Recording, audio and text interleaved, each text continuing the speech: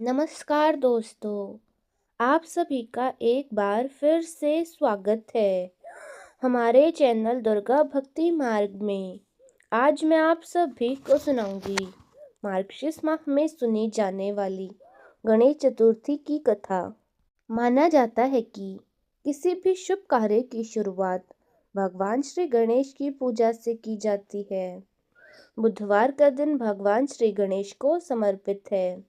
विघ्नहर्ता गणेश जी को विघ्ननाशन नाम से भी जाना जाता है। मान्यता है कि चतुर्थी पर गणेश जी की पूजा आराधना करने से उन्हें जल्द ही प्रसन्न किया जा सकता है। श्री गणेश जी का पूजन करने से ही जीवन में ऊर्जा का संचार होता है एवं सुख शांति बनी रहती है। एक समय की बात है, पार्वती जी गणेश जी से बोली, हे पुत्र, मार्गशीर्ष माह में किस गणेश जी की पूजा करनी चाहिए? गणेश जी बोले, हे माते, इस माह में श्री गजानन की पूजा करनी चाहिए। दिन भर निराहार रहकर ब्राह्मण को भोजन करवाएं, चंद्रमा को अर्घ्य देकर भोजन करें, पूजन के अंत में तिल, जौ, धूप आदि से हवन करें। त्रेता युग में दशरथ नाम के एक धर्मात्मा राजा थे। उन्हें एक ब्राह्मण ने श्राप दिया था कि जिस तरह पुत्र शोक में मेरी मृत्यु हुई है, उसी प्रकार तुम्हारी भी होगी। श्राप सुन राजा को बहुत दुख हुआ। उन्होंने पुत्र प्राप्ति के लिए यज्ञ किया। उसके प्रभाव से जगतपति श्री राम न रूप में प्रकट हुए और लक्ष्मी उनकी स्त्री हुई। पिताजी की आज्ञा से राम, लक्ष्मण, सीता वन को गए। रावण ने सीता जी का हरण किया और राम ने राक्षसों का वध कर जनक नंदिनी को प्राप्त किया। सीता जी के वियोग में राम सीता को ढूंढते हुए ऋष्यमुख पर्वत पर पहुंचे। वहीं पर सुग्रीव से मित्रता की। हनुमान जी के साथ वानर सेना की खोज करने लगे।